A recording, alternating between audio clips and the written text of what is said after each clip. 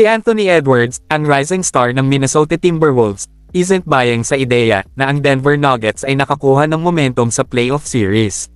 Sa kabila ng pagkapanalo ng Nuggets ng dalawang magkasunod na laro at pagtabla sa serye, nananatiling determinado si Edwards sa kanyang paniniwala na ang momentum ay is up for grabs. Sa komento sa post-game sa pagkatalo ng Timberwolves sa Game 4, Edwards emphasized na ang dalawang team ay nanalo ng tig-dalawang laro kaya ito ay isang best-of-3 series.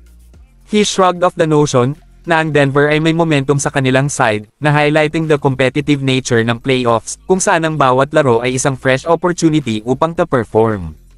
Ang 22-year-old na guard ay nagpahayag ng kanyang pananabik sa pagkompiting sa highest level at sa kanyang kahandaang harapin ang Nuggets sa Game 5. Ang kumpiyansa at pagiging positibo ni Edwards ay sumasalamin sa kanyang katatagan at determinasyon na magtagumpay kahit na sa face of adversity.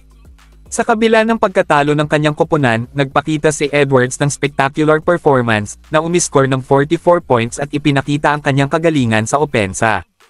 Ang kanyang impressive display on the court, ang kanyang importance sa mga aspirations ng playoff ng Timberwolves, at ang kanyang kakayahang pangunahan ang koponan sa mga challenging situations.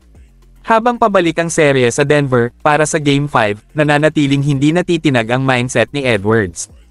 Tinitingnan niya ang bawat laro bilang isang opportunity to compete at naniniwala na ang Timberwolves ay may kung ano ang kinakailangan upang to-emerge victorious.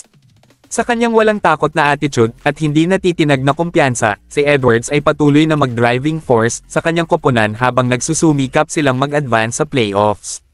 Habang lumalaki ang intensity ng serye, reflects ng matapang na pahayag ni Anthony Edwards ang kanyang determinasyon na to rise sa occasion at pangunahan ang kanyang team to success.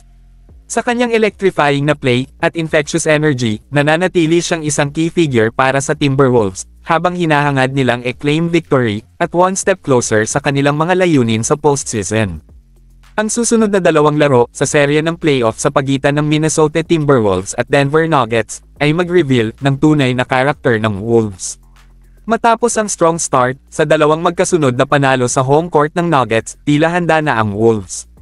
Gayunpaman, ang mga defending champions, ang Nuggets, ay nagpakita ng resilience by bouncing back sa Games 3 at 4 sa Minnesota. Ngayon, habang ang serye ay bumalik sa Denver para sa Game 5, ang Wolves ay nahaharap sa isang critical juncture. Si Karl Anthony Towns, ang pundasyon ng Timberwolves, ay kailangang mag-step up at maghatid ng isang malaking performance. Habang siya ay mahusay sa unang dalawang laro, ang kanyang produksyon ay bumaba sa Games 3 at 4.